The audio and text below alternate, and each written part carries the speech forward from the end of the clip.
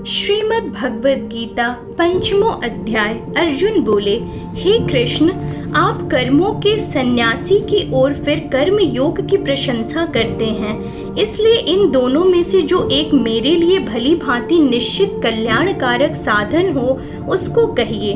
श्री भगवान बोले, कर्म सन्यास और कर्म योग ये दोनों ही परम कल्याण के करने वाले हैं, परंतु उन दोनों में भी कर्म सन्यास से कर्म योग साधना में सुगम होने से श्रेष्ठ है। हे अर्जुन, जो पुरुष ना किसी से द्वेष करता है और ना किसी की आकांक्षा करता है, वह कर्म योगी सदा सन्यासी ही समझने योग्य है, क्योंकि राग द्वेषादि द्वंद्वों से रहित पुरुष सुखपूर्वक संसार बंधन से मुक्त हो जाता है। उपयुक्त सन्यास और कर्म योग को मूर्ख लोग पृथक पृथक फल देने वाले कहते हैं, ना कि पंडित जन, क्योंकि दोनों में से एक में भी सम्यक प्रकार से स्थित पुरुष दोनों के फलस्वरूप परमात्मा को प्राप्त होता है। ज्ञान योगियों द्वारा जो परम धाम प्राप्त किया जाता है, कर्म योगियों द्वारा भी वही प्राप्त किया जाता है। इसीलिए जो पुरुष ज्ञान योग और कर्म योग फल स्वरूप में एक दिखता है, वही यथार्थ देखता है। परंतु हे अर्जुन, कर्म योग के बिना संन्यास अर्थात मंत्र, इंद्रियां और शरीर द्वारा होने वाले संपूर्ण कर्मों में कर्तापन का त्याग प्राप्त होना कठिन है, और भगवत स्वरूप को मनन करने वाला कर्म योगी पर ब्रह्म परमात्मा को शीघ्र ही प्राप्त हो जाता है। जिसका मन अपने वश में है, जो जितेंद्रिय एवं विशुद्ध अंतःकरण वाला है, और संपूर्ण प्राणियों का आत्म रूप परमात्मा ही जिसका आत्मा है, ऐसा कर्म योगी कर्म करता हुआ भी लिप्त नहीं होता।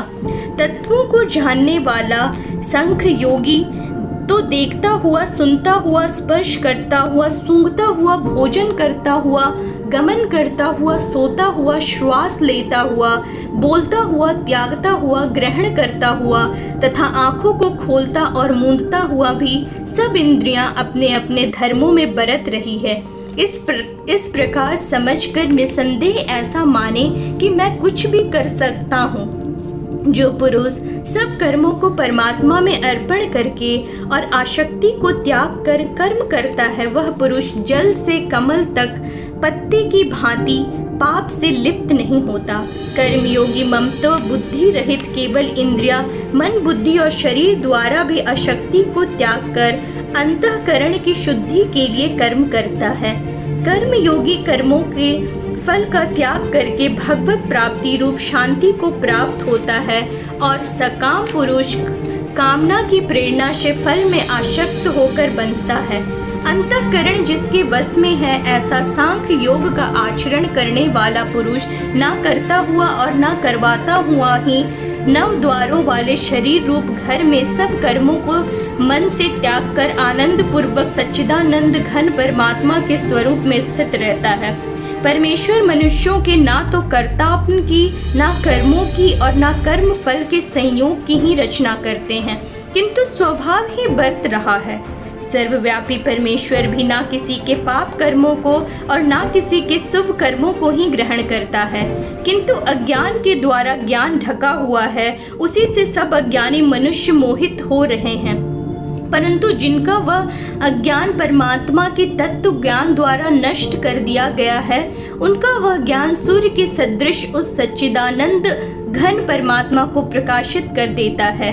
जिनका मन तद्रूप हो रहा है, जिनकी बुद्धि तद्रूप हो रही है, और सच्चिदानंद घन परमात्मा में ही जिनकी निरंतर एक ही भाव से स्थित है, ऐसा तप परायण पुरुष ज्ञान के द्वारा पाप रहित होकर पुनरावृत्ति को अर्थात परम गति को प्राप्त होता है। वो ज्ञानी जन विद्या और विनय युक्त ब्राह्मण में तथा गौ, हाथी, कुत्ते और चंडाल में भी समदर्शी होते हैं। जिनकी मन संभाव में स्थित है, उनके द्वारा इस जीवित अवस्था में ही संपूर्ण संसार जीत लिया गया है, क्योंकि सच्चिदानंद घन परमात्मा निर्दोष और सम है, इससे वो सच्चिदानंद घन परमात्मा में ही स्थित हैं। जो पुरुष प्रिय को प्राप्त होकर हर्षित नहीं हो और अप्रिय को प्राप्त होकर उद्गिन ना हो, वह स्थिर बुद्धि संशय रहित ब्रह्मवेता पुरुष सच्चिदानंद घन ब्रह्म परमात्मा में एक ही भाव से नित्य स्थित है। बाहर के विषयों में आसक्ति रहित अंतःकरण वाला साधक आत्मा में स्थित जो ध्यान जनित सात्विक आनंद है उसका प्राप्त होता है। तदंतर वह सच्चिदानंद घन पर ब्रह्म परमात्मा के ध्यान रूप योग में अभिन्न भाव से स्थित पुरुष अक्षय आनंद का अनुभव करता है। जो इंद्रियां तथा विषयों के संयोग से उत्पन्न होने वाले सब भोग हैं, यद्यपि विषयी पुरुष को सुख रूप भासते हैं तो भी दुख के ही हेतु हैं और आदि अंत वाले अर्थात अनित्य हैं। इसीलिए हे अर्जुन, बुद्धिमान विवेकी पुरुष उनमें नहीं रमता। जो साधक इस मनुष्य शरीर में शरीर का नाश होने से पहले ही काम क्रोध से उत्पन्न होने वाले वेग की सहन करने में समर्थ हो जाता है, वही पुरुष योगी है और वही सुखी है।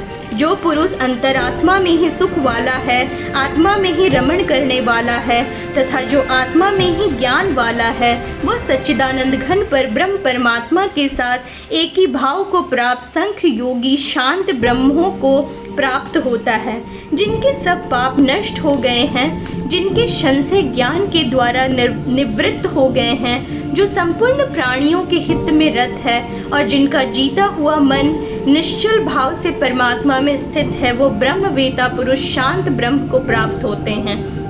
काम क्रोध से रहित जीते हुए चित्त वाले पर ब्रह्म परमात्मा का साक्षात्कार किए हुए ज्ञानी पुरुष के लिए सब ओर से शांत पर ब्रह्म परमात्मा ही परिपूर्ण है।